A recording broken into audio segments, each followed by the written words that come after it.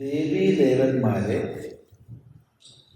മനുഷ്യരൂപത്തിൽ ആരാധിക്കുമ്പോൾ ശിവനെ മാത്രം ശിവലിംഗ രൂപത്തിൽ ആരാധിക്കുന്നു.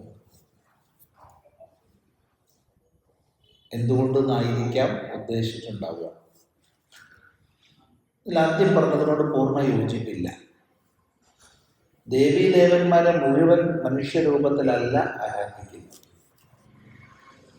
പ്രത്യേകിച്ച് ഭഗവതിയെ ഏറ്റവും അധികം ഭഗവതി ക്ഷേത്രങ്ങളിൽ ശിലാമയമായ കണ്ണാടിയാണ്, ശില കൊണ്ടുണ്ടാക്കിയ കണ്ണാടി, അല്ലെങ്കിൽ ലോഹനിർമ്മിതമായ കണ്ണാടി. ഏറ്റവും അധികം വളരെ കുറച്ച് ക്ഷേത്രങ്ങളിലേ ഉള്ളൂ ദേവിയുടെ അനേക കൈകളോടും ആയുധങ്ങളോടും ആഭൂഷണങ്ങളോടും ഒക്കെ കൂടിയ രൂപങ്ങൾ. ഉണ്ട്, ഇല്ല എന്ന് പറയുന്നില്ല. അതുപോലെ തന്നെ ശാസ്താവ് തുടങ്ങിയ ദേവതകൾക്ക് പ്രത്യേകിച്ച് ആകാരമല്ല, അവ ലിംഗാകാരത്തിലാണ് പൊതുവെ. ഇനി ചില ദേവീ സങ്കല്പങ്ങളും അതുപോലെ ഗുരുസങ്കല്പങ്ങളൊക്കെ കേവലം പീഠത്തിൽ മാത്രമായിരിക്കും. ഗുരുപാധിയുണ്ട്, ഒരു ദാരുവിൻ്റെ ഒരു പീഠം മാത്രം. അതുകൊണ്ട് ശിവന് മാത്രമാണ് മനുഷ്യരൂപമില്ലാത്ത എന്ന് വിചാരിക്കരുത്. എല്ലാ ദേവതകൾക്കും അങ്ങനെയാണ്. ഇനി ശിവന്, പരമശിവന്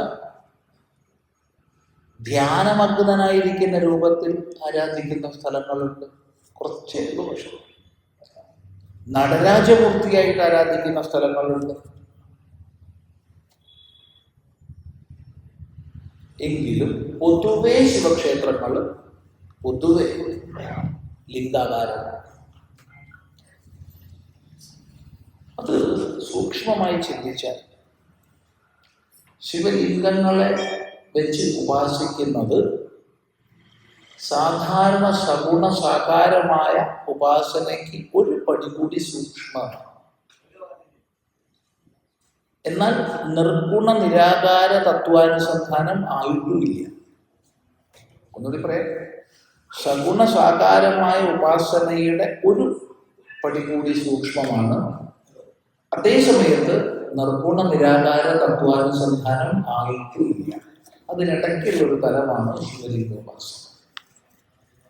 എന്താണ് ലിംഗം? ലിംഗം എന്ന് പറഞ്ഞാൽ ലിംഗ്യതേ. ലിംഗം ലിംഗ്യതയെ സൂചിപ്പിക്കുന്നു എന്നർത്ഥം. ഇപ്പോ ഈ കാഷായ വസ്ത്രം സന്യാസിയുടെ ലിംഗമാണ്. കാഷായ വസ്ത്രം എന്ന് പറഞ്ഞാൽ സന്യാസിയുടെ ലിംഗമാണ്. കാഷായ വസ്ത്രം കാണുമ്പോൾ നമ്മൾ അയാൾ സന്യാസിയാണെന്ന് ഊഹിക്കുന്നതിനുള്ളൊരു ഉപാധിയാണ്. അത് ബാഹ്യലക്ഷണമാണ്. ഇതുപോലെ ബാഹ്യലക്ഷണങ്ങളാണ് ലിംഗങ്ങൾ. ശ്രദ്ധിക്കുക.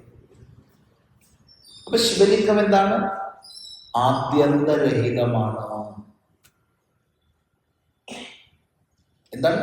നിരവയവമാണ്. ഇന്നതാണെന്ന് പറയാൻ കഴിയാത്ത ആകൃതിയോട് കൂടിയതാണ്. ചതുരമാണോ? അല്ല. ഗോളമാണോ? അല്ല.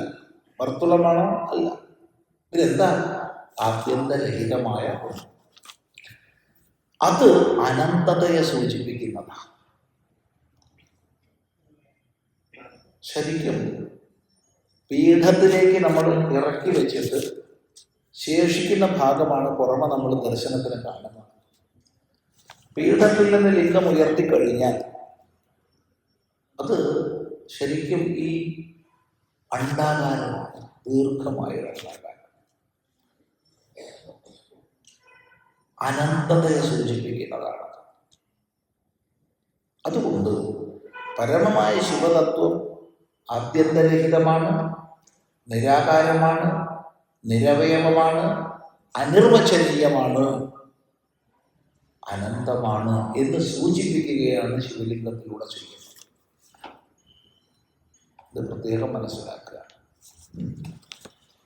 ഇനി ശിവന് മാത്രമേ അങ്ങനെയുള്ളൂ എന്നാലും പറയരുത്.